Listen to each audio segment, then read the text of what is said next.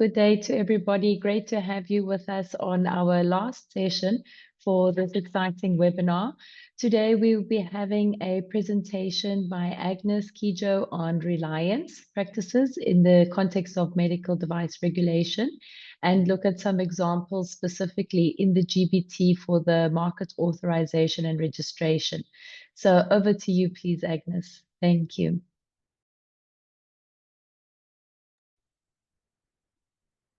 Thank you very much, Andrea.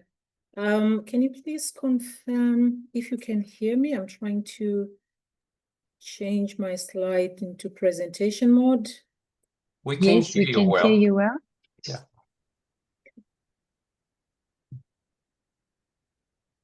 Yes, slides are up. Perfect. So good morning, everybody, colleagues and friends. I'm happy to be here today to present very briefly on the concept of reliance in the context of medical devices regulation. I believe this is not the first time you are hearing about reliance. This is just my belief.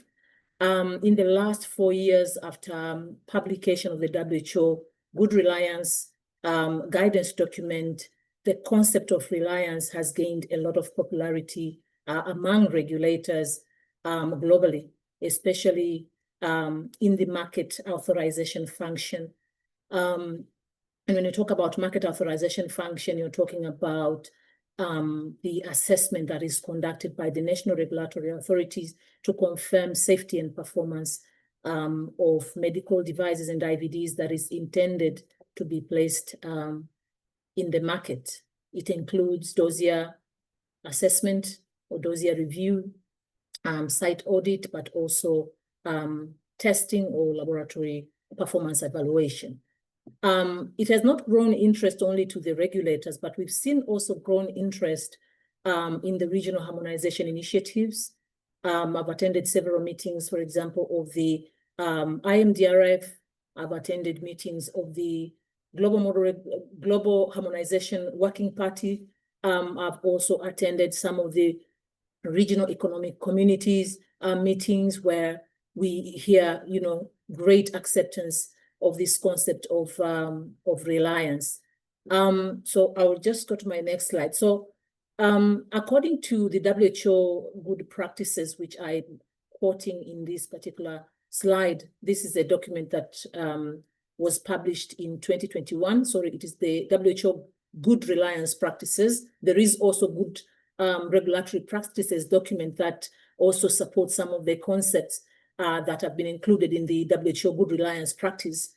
But here I'm referring to the WHO Good Reliance Practices that says reliance represents a smarter form of regulatory oversight based on constructive regional and international collaboration that will facilitate and promote convergence and the use of common international standards and guidelines, resulting in more predictable, faster approval to improve access to quality assured medical products for patients worldwide. So this is according to the WHO Good Reliance Practices. However, it is equally important, I think, as I begin to make this presentation, clarifying misconception that policymakers, regulators, or the public in general might have about reliance. And some of the misconceptions include loss of sovereignty.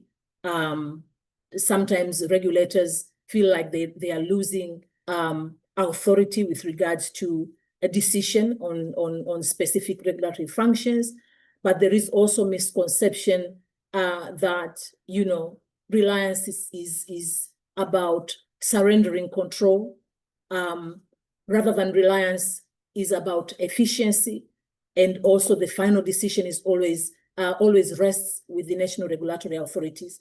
But there is also another misconception that reliance is for weaker NRIs, but we have seen in the recent days, even mature and highly resourced NRIs practice reliance. And I'm taking an example of some of the NRIs in the European Union region, use of notifying bodies, for example, use of the medical devices single audit program, by the International Medical Devices Regulators Forum members.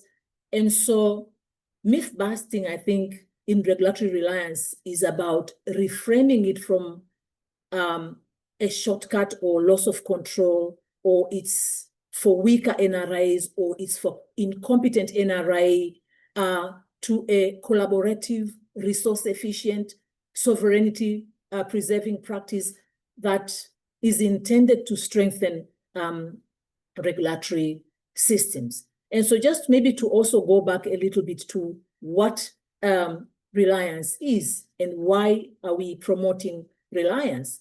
So reliance really allows the national regulatory authorities to make the best use of resources, at the same time building expertise and capacity, also increasing the quality of their regulatory decision, reducing duplication of efforts, and ultimately improve timely access of the needed products.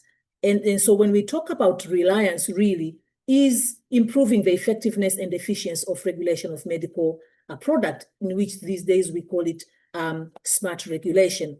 And so I thought it was important really to address the issue of myth, the issue of misconception surrounding this important concept of reliance. I also wanted to speak a little bit about the scope, and this is actually based on the Good Reliance Practices Guideline guidance document, which really address all medical products. So it is addressing and it is applicable for medicines, for vaccines, for blood and blood products, for medical devices, and in vitro diagnostics. And it is also addressing all regulatory functions as defined in the global benchmarking tool, which I believe at this point everybody has access and is aware of the 7 functions that are indicated in the GBT plus medical devices, including registration and market authorization, which is also market authorization. The terms are used synonymously, and then post-market surveillance, market surveillance and market control, licensing, regulatory inspection or audit, laboratory testing, and also clinical evaluation.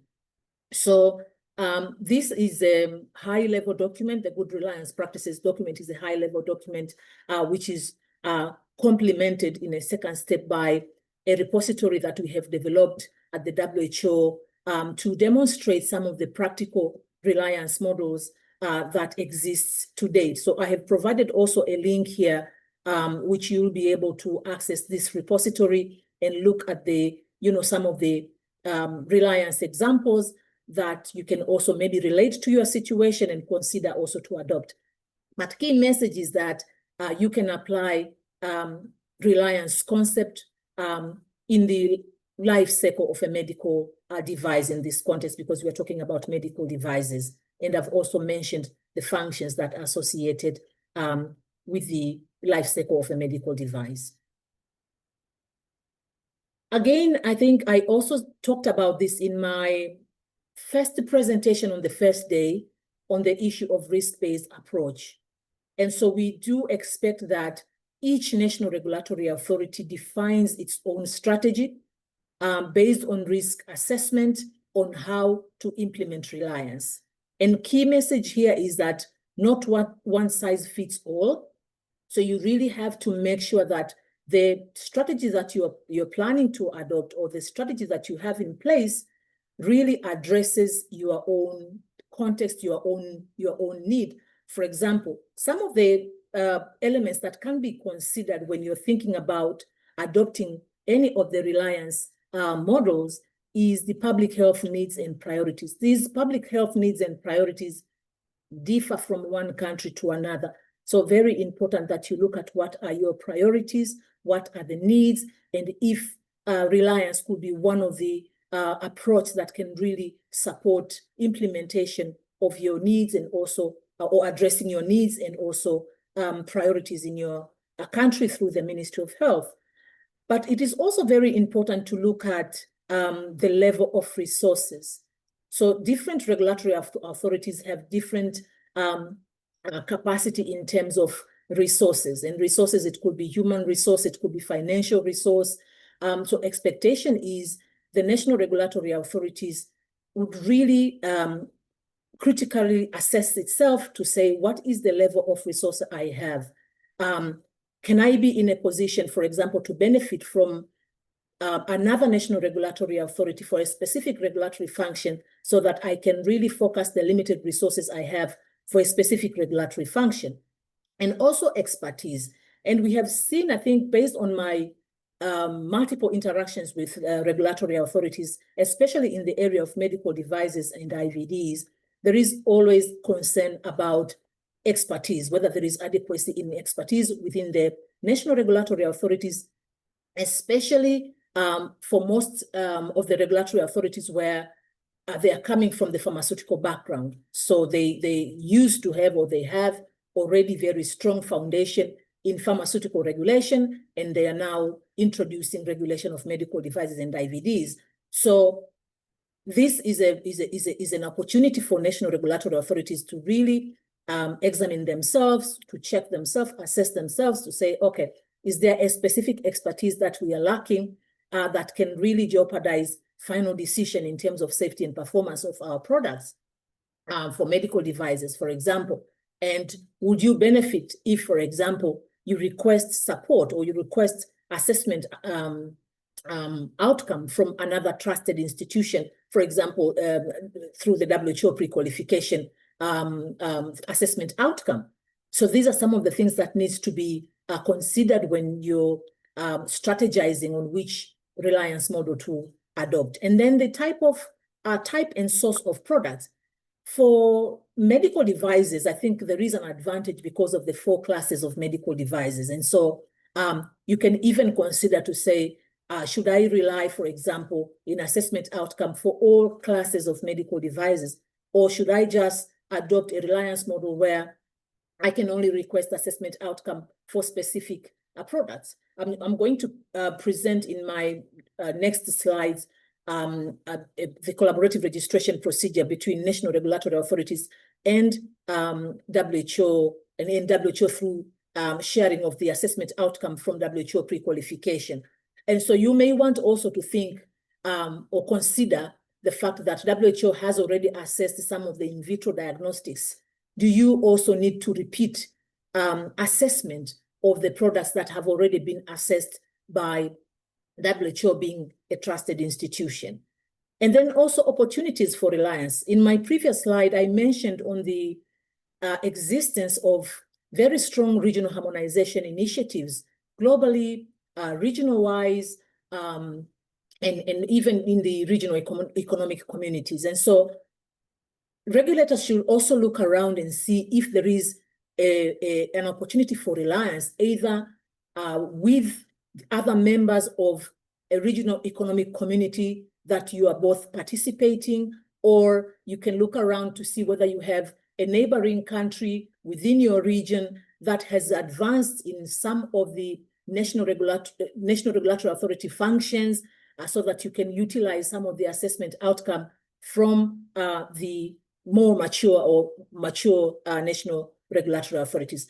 One of the key points that I also mentioned when I was talking about the misconception, the myth bust in my first slide, is the issue of the harmonization, convergence, and reliance. So these are 3 concepts that are related. So harmonization is when you're developing standards, and then convergence is when you're implementing the or introducing the developed standards, and then reliance is at the implementation phase where now you are implementing the requirements. So if, for example, your requirements do not align with the rest of the world, or do not align with other mature national regulatory authorities, or if they are not aligned with the requirements that are internationally harmonized, it is difficult and it will not be possible to implement the concept of reliance. So very important that you look for the opportunities for reliance around you and make sure that your requirements are converging as much as possible with the rest of the national regulatory authorities based on internationally harmonized requirements. So in this particular slide, I'm just going to demonstrate very briefly key concepts of reliance.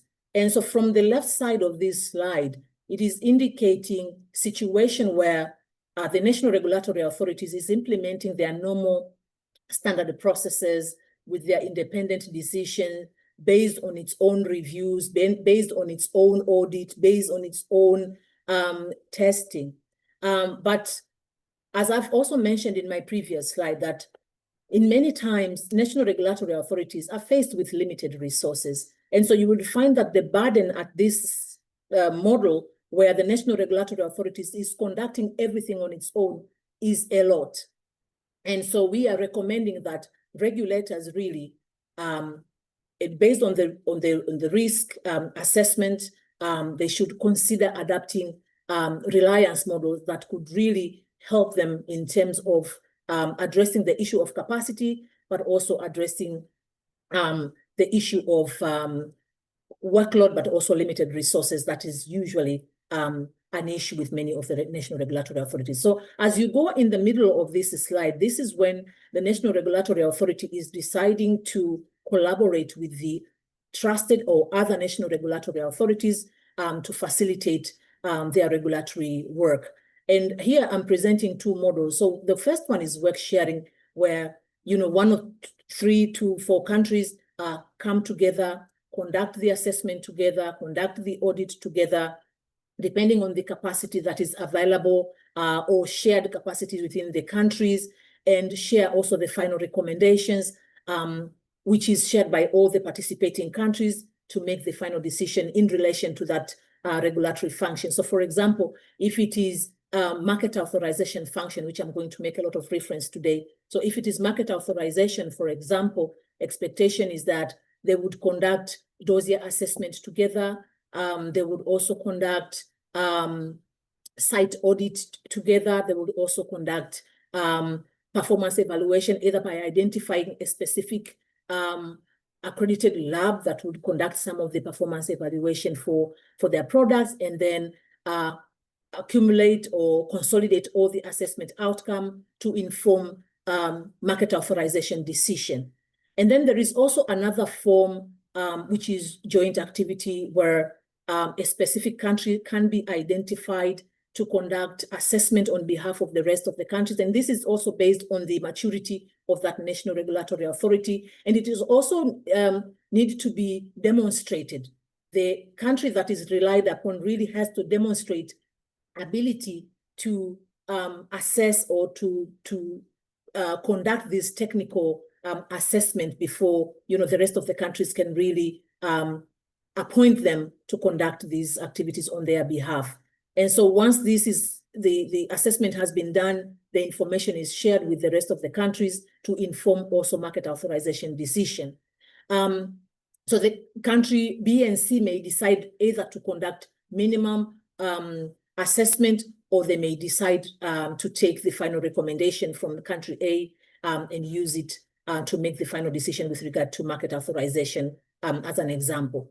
And then there is also a concept of recognition. So as you adopt to the concept of recognition, this is where national regulatory authorities, either unilateral or by mutual recognition, they decide to accept the final decision that is made by another trusted regulatory authority. This is very common during public health emergencies, where some of the countries may not really have the capacity to assess a specific technology that could be new at the time and needed during the public health emergency. So this is just one of the example, or a slide that shows examples of the models that can be considered by regulatory authorities in order to be more efficient and to be more effective in terms of issuing regulatory decision. I'm not going to go through these principles, but I think it is very important that when you're revisiting these slides, you would also be able to remind yourself on the principles, because good practices also is guided by the principles. If you do not consider these principles, it would be difficult to be effective during implementation of the concept of reliance. I also wanted to speak a little bit about the issue of sameness of products. So when you are engaging in any of the reliance model, it is very important that you speak to the same product, because otherwise you would not benefit on the assessment outcome that is shared by the other national regulatory authority or by any trusted institution. And so expectation is that when the applicant is submitting their application through any of the reliance model, you have to make sure that the information that is submitted to you is the same as what was submitted to the country or to the NRA where you are planning to rely, in terms of the regulatory version, whether it is the same data on safety and performance, is it the same manufacturing site, is it the same quality management system that is applied by this manufacturer. So the technical documentation has to be the same in order for you to benefit on the report that is submitted to you. Otherwise, you will be comparing two different products, which will be wrong in terms of the final decision that you're going to make. And also, there is a role by the manufacturer also to confirm the sameness of the product and to provide the same documentation to different NRAs when they are applying for market authorization in the countries that are participating in the any of the reliance models. There could be some exception when you are applying reliance, especially in market authorization. There could be some exception in terms of country-specific information. For example, because of the different climatic zones, different countries may request different studies in terms of stability studies. For example, different countries may have their own requirements in which the manufacturer has to comply. And then also the issue of local labels. So different countries may have their own way in which they would want the label to appear. So these has to be considered by the applicant, but any other technical information in the dossier needs to be the same. The issue of post-approval changes also is very critical because we want to make sure that the product remains the same when it is placed in the market between the country that is participating in the reliance model and the country that is sharing the assessment outcome. And so, and also, for example, for WHO, if a product is pre-qualified, we want also to make sure that the information that is with WHO is the same as the information that sits with the National Regulatory Authority throughout the life of that product that has been authorized through any of the reliance model. So I've also shared with you on this particular slide resources, areas where you can find different resources or information on reliance. So I've also provided I've repeated the link on the repository for the reliance models. I've also shared with you the link on the good reliance practices document, but also a very interesting short e-learning module on reliance, which is also very interesting, and it is very short. So I really urge you to go to open this link and then navigate through this nicely developed e-learning model on examples of reliance, which I believe you would benefit once you finish this course. So these are the resources that we have developed for you in order to have a better understanding of what reliance is about. In this slide, which I'm not going to go through each of this, but I've just demonstrated to you, just for information, potential barriers for reliance, but also enablers for reliance, including trust. I'm going to repeat some of the things. So trust, there has to be trust between you and the other NRAs that you're planning to rely on. But the issue of convergence and harmonization, I've spoken about this, that requirements have to be as similar as possible for you to benefit on reliance. And so we are promoting convergence and harmonization of requirements, but also economic and legal integration and engagement of stakeholders. So all these factors would really help to implement the concept of reliance. I also want to also go back a little bit and make reference to the GBT plus medical devices, which is the main topic for this week. And just to demonstrate to you how critical reliance is and the emphasis that is in the WHO Global Model Regulatory Framework, but also in the GBT plus medical devices. So there are about 6 sub-indicators where we are emphasizing or we are requesting evidence on how you are implementing reliance. So there are 2 sub-indicators under regulatory systems, RSO 304 and RS 901. There is one on market authorization, on post-market surveillance and control. There is one on regulatory inspection, laboratory testing, and also on clinical trial. So just to give maybe example on the two sub-indicators under our RS regulatory systems, we have RSO 304, which requires that for you, the regulators, to demonstrate whether there is a documented or there are documented policies, procedures, and mechanisms, including written criteria, established for recognition and reliance on decision of other national regulatory authorities. So I want you to pay attention on the bracket which says, if applicable.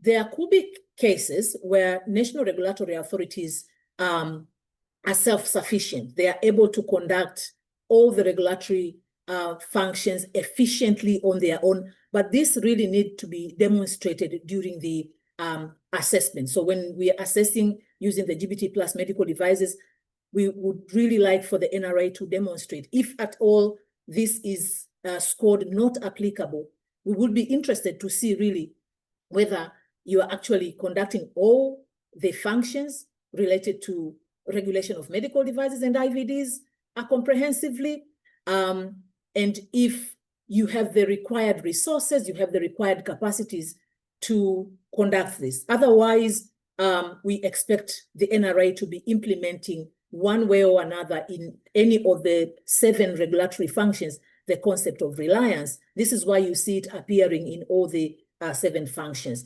And then RSO 901, it is a sub-indicator that requires the NRA to demonstrate if they are participating in any of the regional global network to promote harmonization and convergence.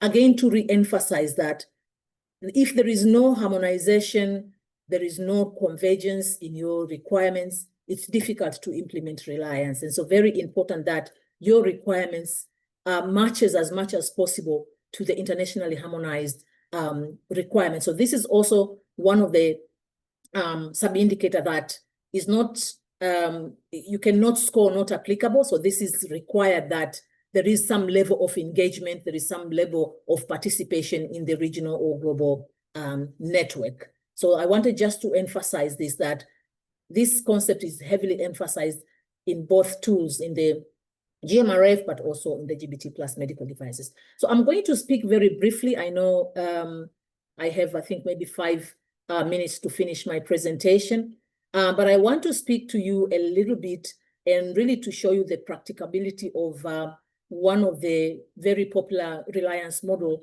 that is conducted by WHO, which is the WHO Collaborative Registration Procedure for in vitro diagnostics. So the scope at the moment for pre-qualification is only for some specific types of in vitro diagnostics, and we have not started the pre-qualification for medical devices. I know there is already a team that has been established, but we are yet to start, the pre-qualification for medical devices, and then we should be able to give you information in the near future on the scope of medical devices, but when we will start the CRP for medical devices. But in the meantime, the collaborative registration procedure scope is only for pre-qualified, a specific type group of assays, in vitro diagnostics assays.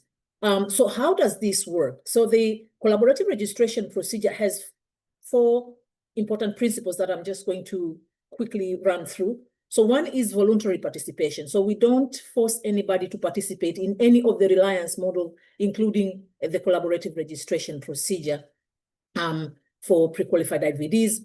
I've also mentioned about product sameness. So product sameness has to be confirmed at the time of application in the national regulatory authorities, but also confidentiality, because we are sharing very sensitive information with the consent of the manufacturer. So we maintain the highest level of confidentiality when we are sharing the reports, but also the issue of targeted timelines. So collaborative registration procedure is guided by very strict timelines, and which is 90 days of regulatory decision, but also 30 days in other interactions between WHO and the NRA in terms of sharing the reports, but also regulatory decision from the NRI to the applicant. And these are the three types of products that we share. We share product dossier review report, site audit report, and then the performance evaluation report as conducted by WHO. So very simple, as you're seeing in this slide.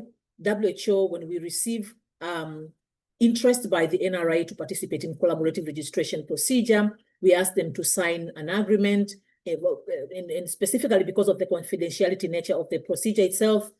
And then once this is signed, we check with the National Regulatory Authority whether the applicant of that particular product has submitted their application in the country. When we receive confirmation that the application has been received, WHO shares the PQ confidential reports with the focal points of the countries, who are also required to sign agreements to maintain the confidentiality of the report. So there is a requirement for them to also commit that they will not share these reports with anyone. And then the reports are shared with the expectation of decision within 90 working days.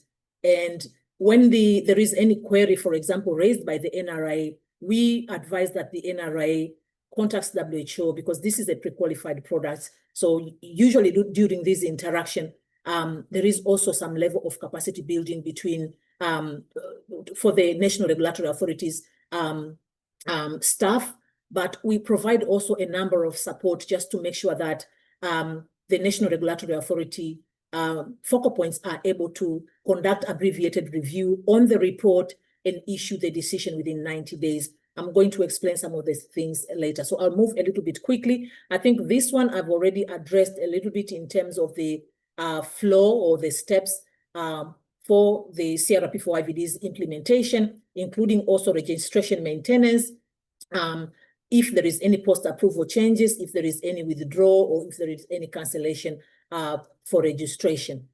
So these are the 41 countries that are currently participating in the collaborative registration procedure for in vitro diagnostics. I'm very proud really to get to 41 participating NRIs. I understand that the level of implementation differs a lot, but I've also seen countries advancing in terms of skills, advancing in terms of their confidence to approach any other dossier that is submitted in their national regulatory authorities through our interaction with the regulators in this innovative procedure, CRP. At the moment in this region, we have only 2 NRIs that are participating in the CRP for IVDs procedure, which is El Salvador and Honduras. So congratulations to the NRIs. We are yet to register any of the products, but I believe that in the next, towards the next end of the year or early next year, we should be able to have at least 1 or 2 products to start implementation. And I take this opportunity also to request other regulators to join this important procedure. I've also shared this slide with different resources where you can get more information on the collaborative registration procedure. But I also have, I think, 3 slides, and then I'll be done with my presentation, just to show you, to demonstrate to you in terms of numbers, how we have progressed from when, the CRP for IVD started to at least last year or to date. So in terms of the number of agreements, you can see in 2019, we had only 5, and these 5 was based on the pilot that we conducted for this procedure. And then, so we have grown from 2 agreements, in 2020 to 13 agreements in 2023, and of course to 41 in 2025. In 2024, there was less number of countries participating because we shifted our focus to product registration. At some point, we realized that we were focusing on countries joining, but we were not really focusing on product registration, which is the most important objective for us. As much as we use CRP, but we also want to make sure that products gets registered. And in terms of regions, of course, this, and I hope you can, let me just see if I can move this. So you can see Afro is leading in terms of participation with 91 and this is based on last year's figure. But we also have a moderate participation in CRO, AMRO, and EMRO. I also wanted to demonstrate briefly in terms of the number of popular assays that are registered through the collaborative registration procedure. And this is the data of 2025. So we have 12, I think malaria and HIV are the ones that are leading. So we have 12 and 7, and then the rest is 2, 2, 2. But also we are very optimistic this year that we are going to have a lot of registration. So if you look at 2024, total registrations were 33, which was very, very good compared to the previous years. But we, until June 2025, we already have 25. And there is a lot of other products that are under review at the moment. So I think by the end of the year, we will have a lot of products registered. And this is based on the increased interest in countries. So just one of the last slide, and this is just to indicate some of the interventions that we undertake in WHO. One is we conduct manufacturers workshop to really promote also use of the CRP, because I think one of the pain points from the manufacturers was the unreliability or lack of clarity in terms of registration timeline. So with CRP, this is guaranteed. So we usually have manufacturers workshop, but we also conduct CRP annual meeting once per year to really receive feedback from the participants of CRP, but also to demonstrate some of the tools and some of the interventions that we have conducted to make sure that CRP continues to run swiftly. And then we also conduct regional workshops, but also individual NRI training based on requests. We understand that there is issue on capacity, especially for assessment of IVD's technical files. So we conduct also trainings with individual countries, although we don't encourage too much one-on-one apart from NRIs that are participating in CRP, but we have seen a lot of value in terms of this engagement. We have also developed different tools to assist the NRIs, including also a very nice document which is called Good Practices in Implementing Collaborative Registration Procedure, that explains also the different assessment pathways and also recommendations on which pathway you can use for which product and for which pathway. But also internally, we have developed the EPQS. This is a dedicated platform to facilitate information exchange, including also sharing of the reports with NRI, but also feedback from the NRI during implementation of the collaborative registration procedure. So I think this is the last slide. Thank you very much. I'm happy to take any questions. Thank you. Thank you, Agnes. Very insightful and a lot of information with your presentation, a very clear description you provided to us. Let me switch very quick to Spanish. A todos, muchas gracias. Les instamos a utilizar la sección de preguntas y respuestas en este momento para atención de Agnes. Agnes, there are 4 questions already stated in the Q&A section. The first one is from Rumi Cabrera. It's in English, indeed. It says, on the GBT Plus medical devices, there is a definition about falsified medical product. And she says, with reach to medical devices. So the question is there other specific definition for falsified medical devices needed? Okay. Yeah, so I see Anita is typing, and I don't know if Anita wants to respond to this one. Yeah, thanks, Agnes, and thanks for the question, Rumi. You would be able to use the same definition for medical devices as you would for medical products. That means any medical device that deliberately, fraudulently misrepresents its identity, composition, or source. So I would say you could use the same definition, and I'll put that here in the chat. Thank you, Anita. The next question that's already in the chat is from Ana Maria Chura, and I translate it to you. She said that in case of batch release, the agency performs a process of entirely through documentation, is therefore able to complete within the required time frames with minimal resources. Is it still necessary to apply reliance to this activity? Can you repeat that question again? Yeah, she's asking regarding the batch release. So she's explaining that the agency performs the batch release entirely through documentation, and therefore is able to complete within the required timeframes and minimal resources. So under this condition, if there is still necessary to apply reliance to this activity. Okay, so thank you. Thank you very much, Ana Maria, for that interesting question, which I feel when I was listening to you, Alfonso, I feel like partly she has responded to the question, because if, for example, there is capacity, and let me just go back a little bit on one of my slides where I explained on the strategy that NRIs need to use when you are determining which process or which function you will need to use reliance.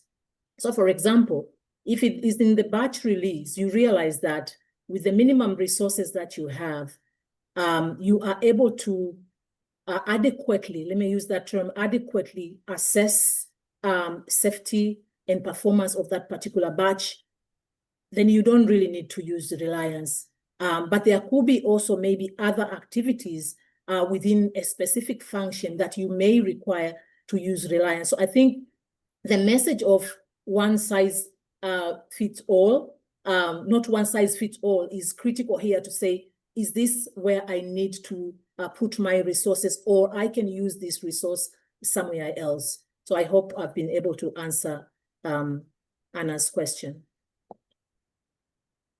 Thank you. Thank you. Please, Anna, if you need a further clarification, feel free to write it down. We have a next question from Edna Karim Diaz. She's asking regarding the indicators. One of them relates to laboratory capacity. How is this indicator evaluated, considering that some countries do not have laboratories?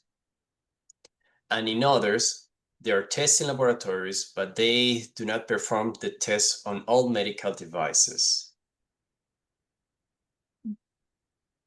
So that's a very good question, honestly.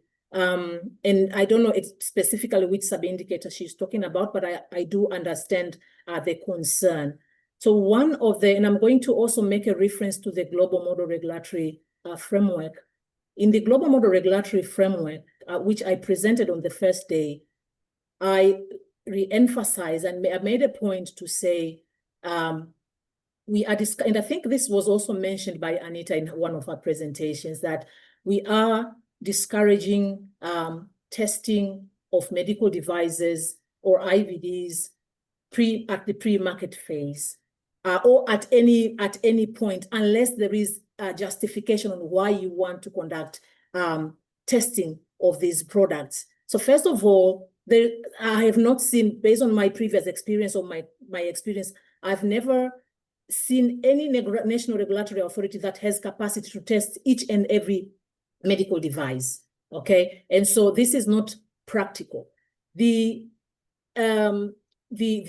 responsibility to confirm safety and performance of medical devices and IVDs is vested to the manufacturer of the product. He is the one that needs to demonstrate safety and performance of the product based on the documentation that they are submitting to the National Regulatory Authority. And so it is very important that this is taken into consideration. But I also do understand that there could be cases where testing is required. For example, there are countries that have identified some specific diagnostics for lot-to-lot verification. So during importation, There is a requirement that specific number of batches are tested before the products can be distributed in the public facilities. So if this is a requirement, then there has to be a capacity.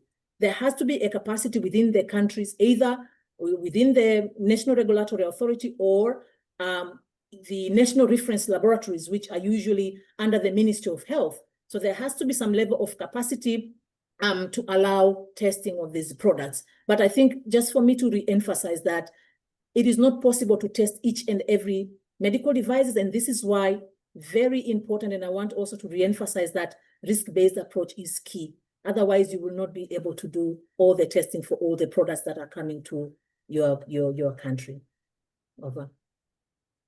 Thank you. Thank you, Agnes. Indeed, it was a very interesting question. I was wondering myself. So thank you very much for your insights. We have the next question. Again, gracias. Thank you, Ana Maria Chura. She's asking, do all WHO listed authorities publish or issue technical evaluation report? And are they, whether for open to public or not? How could regional agencies, I assume she's referring to agencies in our region, can have access to those reports? If you can please comment on that.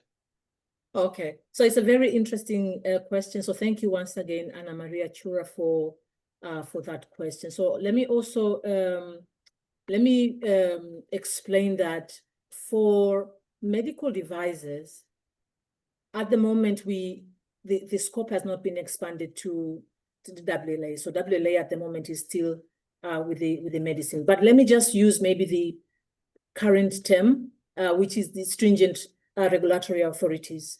In the side of medicines, through collaborative registration procedure, we have a specific procedure that allows WHO to collaborate with more mature national regulatory authorities and facilitate exchange of assessment outcomes with the national regulatory authorities. So these are unredacted reports with the concept of the stringent regulatory authorities. They are shared with WHO for sharing with the national regulatory authorities. So for medical devices, we plan to expand the scope next year to include also a collaborative registration procedure with stringent regulatory authorities for medical devices. And so we should be looking out for this procedure next year. And what we normally do, and I'm borrowing an example for medicine, the information is not available in public. Remember, this is the confidential information in which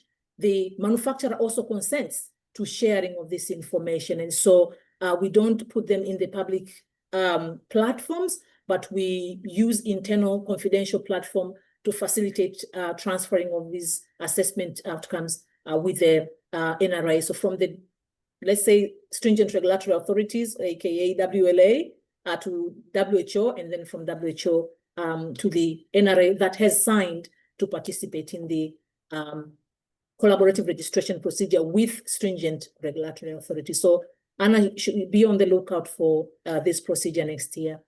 Thank you. Thank you, Agnes. Next question is from an anonymous attendee. Anna is asking about the pre-qualified products, IVDs specifically, that WHO perform. The question is if WHO performed the pre-qualification test under or through accredited laboratories. Okay.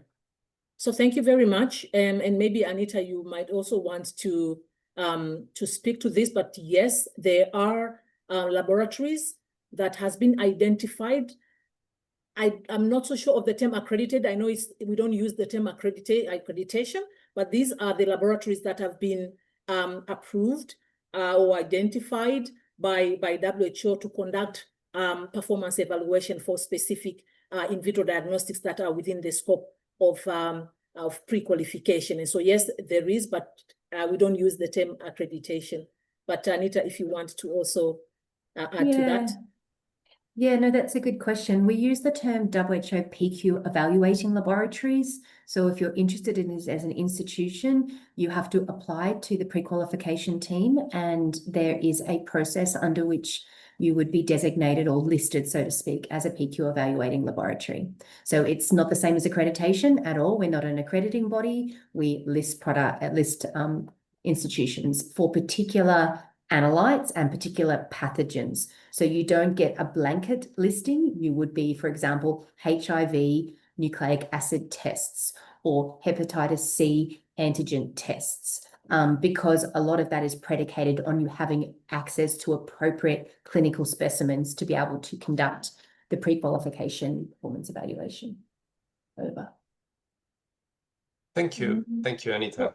Alfonso, I'm just looking at time. Maybe I need also your guidance, because I think I have until 5.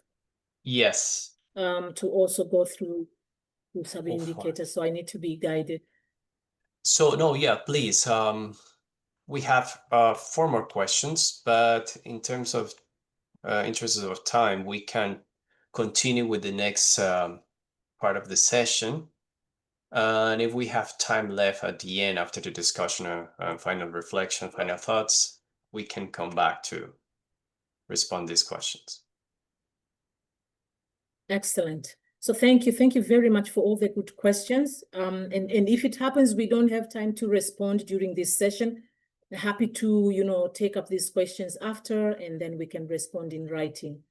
So let me just jump quickly to one of the sub-indicator that maybe we can use the last 6 minutes to go through.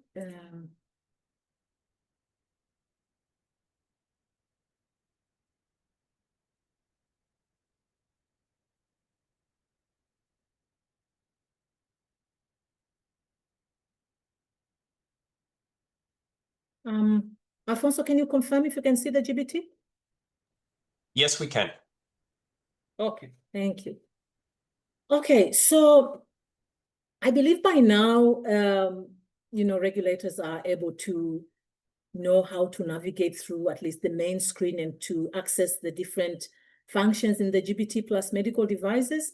So we are going to just take one example under market authorization. So as mentioned by Andrea when she was demonstrating use of the GBT on day 1, I've already opened market authorization, so it's in blue. I've not opened the rest of the functions, so it's still in gray. So I will open the 2 to go to market authorization or registration function. And so when you go to, I wanted to do MA04 because I know we've discussed a little bit when I was presenting on RIS, when Andrea was doing RILI, when Anita was doing PS, at least we touched a little bit on legal provision. So today I wanted us to go to MA04. So this is a specific indicator that talks about existence of procedure which have been established by the NRA to perform registration and market authorization functions. And I'm going to open MA0401, which is a maturity level 3 indicator, and to see how we are going to address this one. So if, and I also encourage you guys to open your tools on your side so that you can have, you can work with me as we are going through this particular sub-indicator. So as presented previously with the other colleagues as well, there is the first part, which is NRA input that we expect for you to fill the information in here. There is an assessor output in which the assessor will provide their input, but also very important to look at the fact sheet, especially on this particular menu that talks about the scope, description, objective, requirement, evidence to review, reference framework, rating scale, limitations and remarks. And so if you go to limitation and remarks, it says scoring this sub-indicator as not applicable is excluded. So we have to address this sub-indicator. We cannot score it not applicable. because it is required that we address this because of its significance in the regulatory systems. If you look at the scope, medical devices, including in vitro diagnostics, is within the scope. So this sub-indicator is applicable also for medical devices and IVDs. Again, the area of IDP, if we find any issue, but also reviewed document, both for the NRA and for the assessor, will need to be included here. So let's just go back to the sub-indicator itself. So it's MA0401. This sub-indicator requires that there is a documented procedure or documented procedures, could be more than one, and tools are implemented for the assessment of the different parts of the application. That is quality, safety, efficacy, performance, because this, don't mind the language, because this scope also include other medical products. It's not very specific to medical devices and IVDs.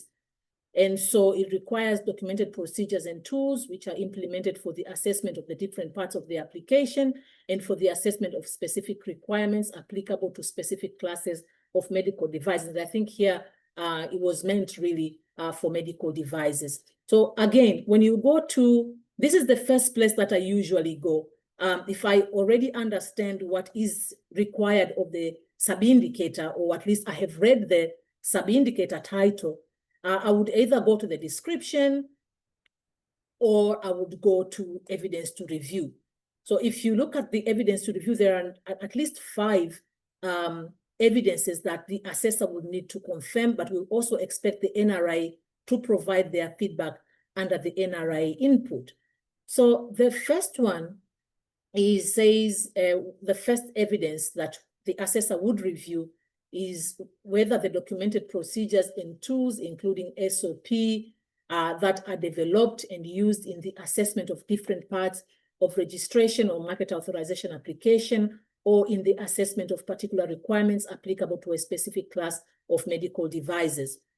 So these were some of the responses that I was just putting when I was preparing for this session. It is very important that you indicate if there is an existence of procedure. So we expect the procedure to be in place, understanding that there is a requirement for national regulatory authorities to be ISO 9001 certified. And so if you're implementing 9001, ISO 9001, 2015, it means we expect to have, for you guys to have very well, documented procedures to support your regulatory functions or processes, including also processes related to market authorization. And so expectation is that there will be a procedure that talks about how to manage applications that are coming to your organization for market authorization, or others call it registration. So you have to indicate what is if it's available. If it's not available, then you have to indicate that you don't have such an SOP and then develop your IDP. But if, for example, you have that SOP, you have to indicate what is the name of that SOP, because for QMS, documents are titled. So you have to document that SOP, but you also have to include the number of that document, because according to QMS, again, documents have to be traceable, so they are numbered. So you have to include also number. You have to include also the validity of that SOP. And of course, the SOP itself would also indicate the revision history. And then if, for example, there is any electronic tool, because remember, on the evidence to review, it is also asking for tools. So if, for example, there is any tool, any electronic tool that maybe the applicants would upload their dossiers, they would upload their applications, we expect also to see this tool, a functioning tool, but also if it is just an Excel sheet, we would also expect to see this tool. Usually for such tools, as much as they will be mentioned in the SOP as part of the market authorization process, but we expect also to see work instructions. If there is a new staff, if there is anybody who has been transferred from somewhere else to your section, they should be able to navigate through this tool based on the written work instructions. So very important that the work instruction name, number of the work instruction, but the SOP that is associated with that work instruction also need to be demonstrated. There is also another evidence that is supposed to be shown here, which is the SOP used for different parts of market authorization applications, such as receipt, screening, review, and decision-making. When I was just going through this, it reminded me on my old days when I was a regulator on how we used to sometimes misplace the dossier. You know, sometimes we misplace samples. You know, sometimes we don't find which sample is for which dossier. So there is a lot that can happen at the time of receiving when the applicant is coming to apply for market authorization. There has to be a systematic way in which these applications are received. If it is online, then we expect to have a specific SOP that also indicates that application will be received online, and then it will go, I don't know, to the first receiving officer, and then receiving officer will inform maybe the manager, etc. So we also expect to see an SOP that describes how these applications are received, how are they screened, because screening is also very critical, because this is where you can really go back to your applicant and tell them that, you know, your application is not complete. You need to do A, B, C, D in order to meet the requirements for assessment, and so please go back, correct A, B, C, D. So we need also to see whether there is screening and how that is described, and also decision. For example, if the application has to be submitted to the technical committee, or it has to be submitted somewhere else for decision,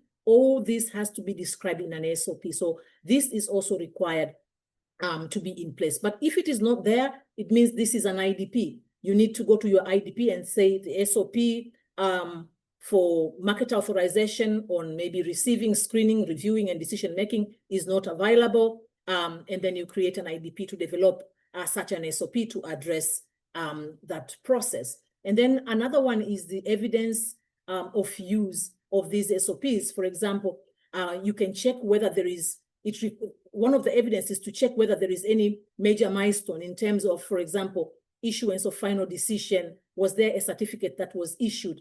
And this, I think in particular, it requires really to demonstrate that there are a record associated to that process. For example, if it is a technical committee, are there minutes, how many products were approved in that technical committee? Or if it is going to the DG, the decision has to be made available for the assessors also to see. But also, I think most important is the issue of record keeping and ease of retrieving such information. And then the other one is document addressing the scope and the extent of the assessment. I think this is also very important. And I will also share, I think on chat, one of the documents that we have developed for collaborative registration procedure that itemized different pathways that can be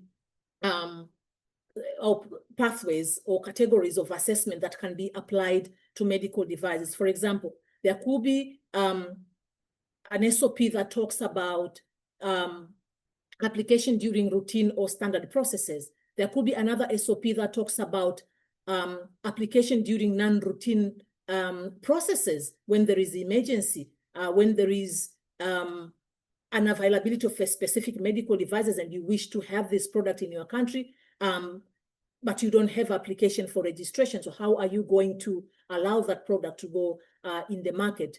And of course, scenarios such as donation. There are many countries that are receiving donation. There are many countries that are using, for example, reliance. Countries that may want to describe, for example, processes for complicated products such as combination products or borderline products. So we really need to see documents, either a guideline or SOP, which is addressing the scope and extent of assessment processes for specific types of market authorization processes or for specific type of complicated products. And then documents addressing the registration application backlog. So also my experience as a regulator, in many cases, we would find ourselves to have a lot of backlog. So we will have, for example, applications that have been sitting with us maybe for 6 months, for 1 year. And so we want also to see whether there is a document or a guideline that is addressing backlogs. But if it is not available, then this has to be documented as IDP.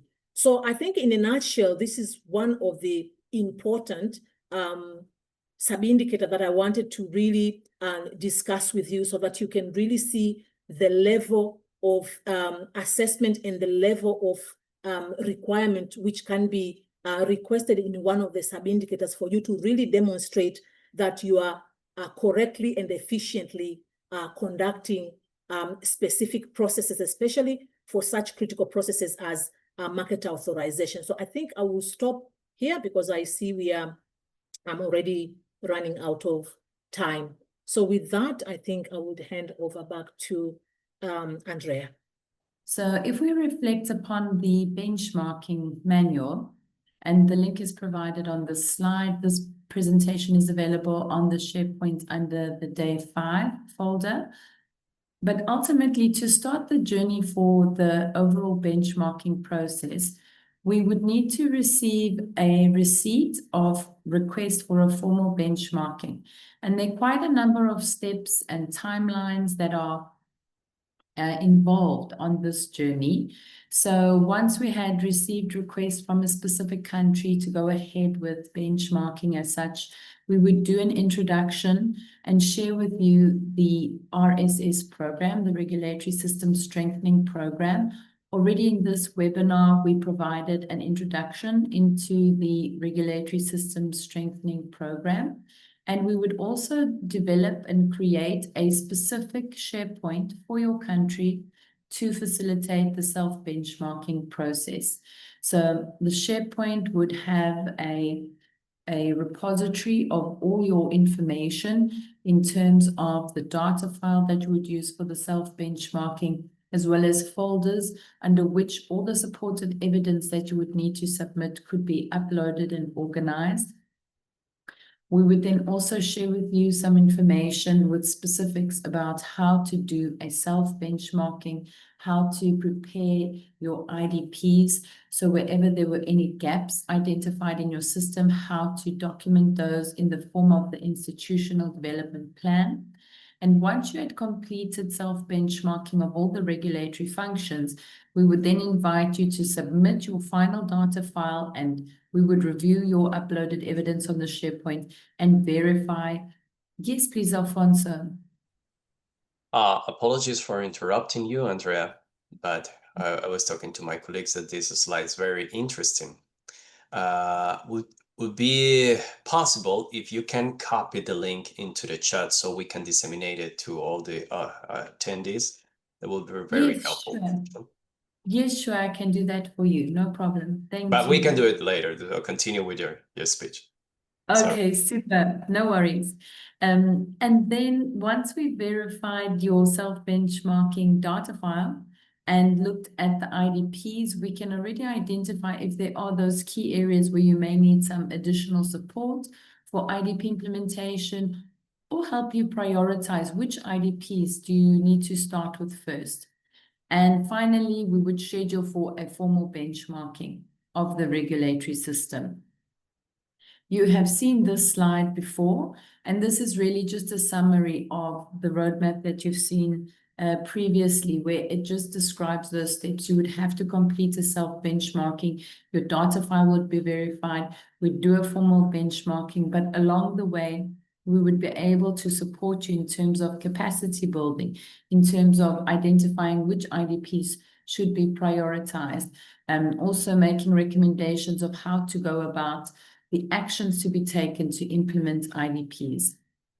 Another key element of this is if you were interested in requesting support from the CIP, the WHO Coalition of Interested Parties Network, which is, as I mentioned before, a group of technical and financial partners who are supporting regulatory system strengthening in countries, you would have to also complete your self-benchmarking for all the regulatory functions so that we would have a full listing of IDPs, because it is that list of IDPs that we then present to the CIP network to identify where they may be able to provide technical or financial support for IDP implementation. And also just to note that The CIP network is a voluntary network, so once we share the IDPs with the network, they are able to determine based on their mandates and organizational objectives where they may be able to support.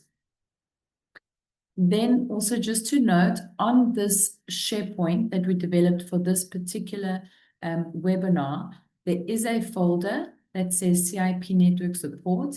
And within that folder, if you are interested to request support from the CIP network, there is a template which explains how to prepare the request to request support from CIP network.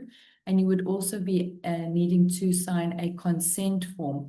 This would be the consent from the country to share the outcomes of a benchmarking with the CIP network. So in the context of a self-benchmarking, once you had completed a self-benchmarking, you would have a list of IDPs generated as well as a self-benchmarking report.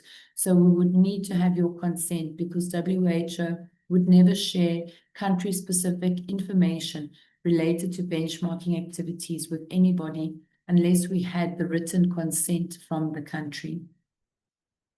And then just lastly, in terms of a roadmap and next step, initially we would have to receive a formal benchmarking request. You would have to complete your self-benchmarking for all the regulatory functions. You may request CIP network support if you wish to do so. It's optional. We would have to verify your self-benchmarking data file, and then we would move to the formal benchmarking. So this is really just a summary in terms of the flow and what you could expect on the journey of benchmarking.